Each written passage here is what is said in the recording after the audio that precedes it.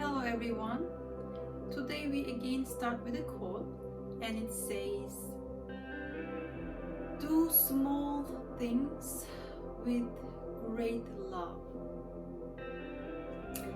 So it's pretty clear, but when we give love to what we have, even if you think that's a small thing, you will always receive love back. So if you want to enjoy life and be happy, you should always love whatever you are doing, and it will always grow and you will receive love back. Let's see the question.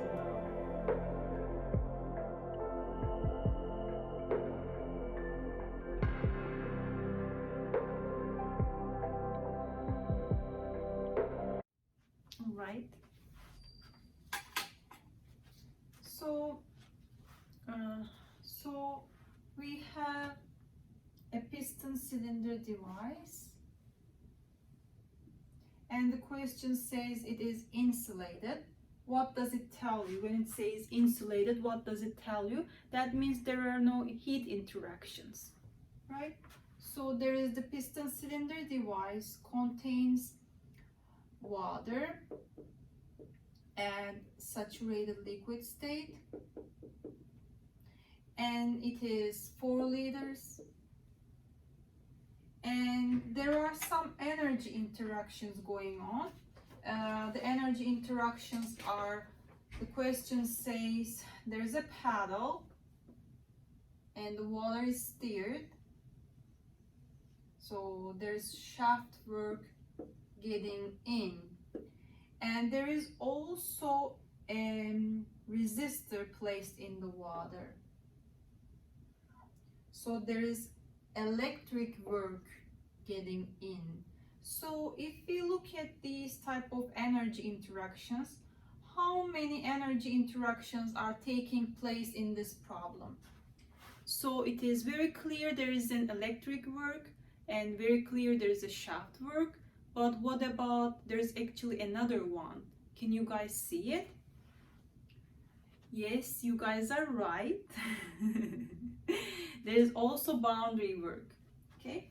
Because the problem says, because of these energy interactions, the saturated liquid we have, half of the liquid is evaporated. So you expect, when the evaporation happens, you expect the volume to increase because we are going from liquid to vapor. So half of it is vaporized, but there is still a phase change going on from liquid to vapor. So we are actually working at a constant pressure and constant temperature. In fact, the pressure is given to us 175 kilopascal. Okay, so half of the liquid is evaporated in this constant pressure process, and we are also given the amount of shaft work, which is 300 kilojoule. And the question asks, calculates the voltage of the source. So only way to calculate the voltage of the source, if I can actually calculate the electric work, I can, from the equations I know, I can figure out what is the voltage. It says there is 7 ampere and the current and flows for 45 minutes, and with this information I will be able to figure out what the voltage is once I figure out the electric work. So now the question is, how you gonna figure out the electric work in this problem? There is only one place that you can figure out electric work, and that place is the energy balance. If you write down the energy balance, you will see the electric work term, and from the energy balance, therefore, we can calculate the electric work. Now let's write down the energy balance. So this is a closed system, I know. And if I know the closed system, this is my general form of energy balance. Energy getting in minus the energy getting out is equal to the change in the internal energy of a system for a stationary system. Always starts with this equation when you need to write the energy balance, and then ask yourself what type of energies are getting in. So what type of energies are getting in? There is a shaft work getting in, and there is also electric work getting in, right? Then ask yourself what type of energies are getting out, and there is only one type of energy is getting out, and that is the boundary work. So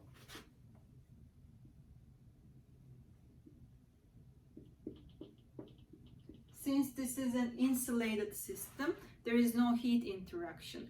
Remember, for a closed system, there are only two types of energy interactions, work and heat. And there is no heat, and work can be many different type of interactions, right? Electric, shaft, and boundary. And in this case, we are seeing there are multiple work interactions taking place. So the next thing is to remember, this is a constant pressure process.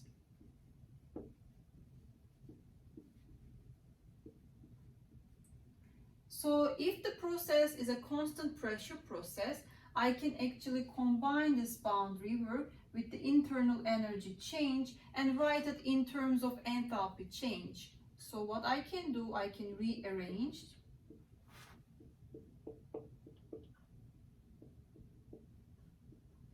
And this is equal to enthalpy change. Okay. Now, once we know that, let's look at the terms we know and which ones we need to figure out. Obviously, this is the one we need to figure out. This is given to me, and then therefore I need to figure out what that is. And let's see how we can figure that out.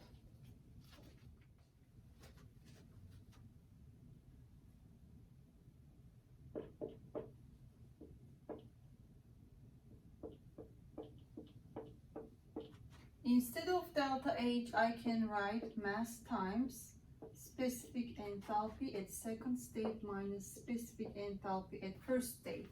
So we said we are trying to calculate this. This is given.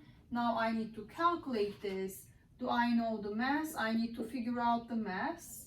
I need to figure out H1 and H2. Okay, and let's see how we can do that. This is a fixed mass, and we need to look at enthalpies also from analyzing the states. So let's see state 1. What do we know? We know we have a saturated liquid. We also know we have a pressure of 175 kilopascal. Together, this is enough information that you can look at the tables and read the enthalpies at state 1.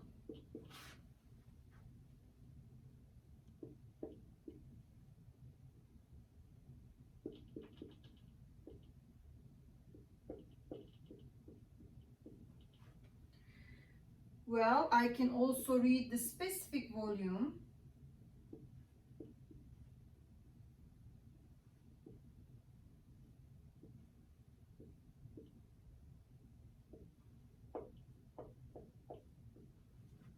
Well, you know the volume and you know the specific volume, right?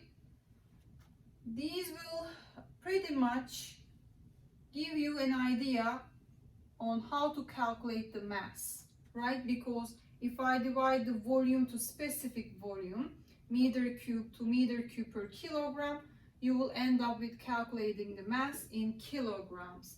Now let's do that. Mass 0.004 meter cube.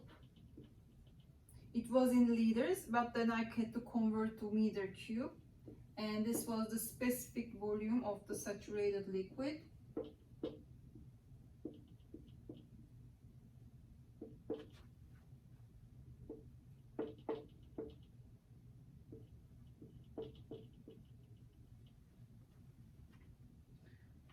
Okay, so once you calculate the mass, Now the question is, we know mass now, we know H1. How am I gonna calculate H2? I know it is a mixture, right? It's a mixture enthalpy, because the problem says at second state we have a saturated liquid with vapor is in equilibrium, the phase change is going on, therefore I need to, if there's a mixture, I need to calculate this H2 myself from the equation of the mixtures. Okay, let's do that. So first of all, H2 is equal to HF plus X2 HFG. X2 is quality, and the problem gives you the quality to be 0.5 because it says half of the liquid is evaporated.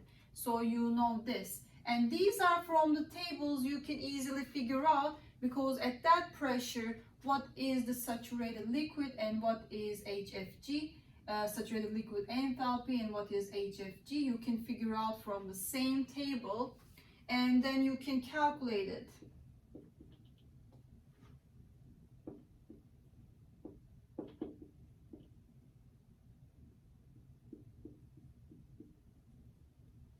This is HF.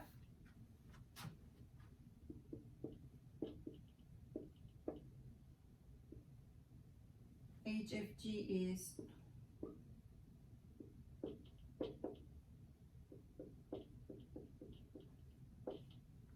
okay, and then you calculate H2 to be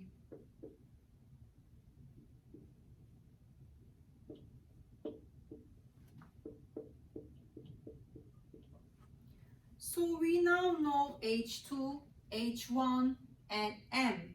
Now all we have to do is plug those into the energy balance and then calculate the electric work. And let's do that. Shaft plus electric is equal to mass times H2 minus H1. This was given to us 300 kilojoule.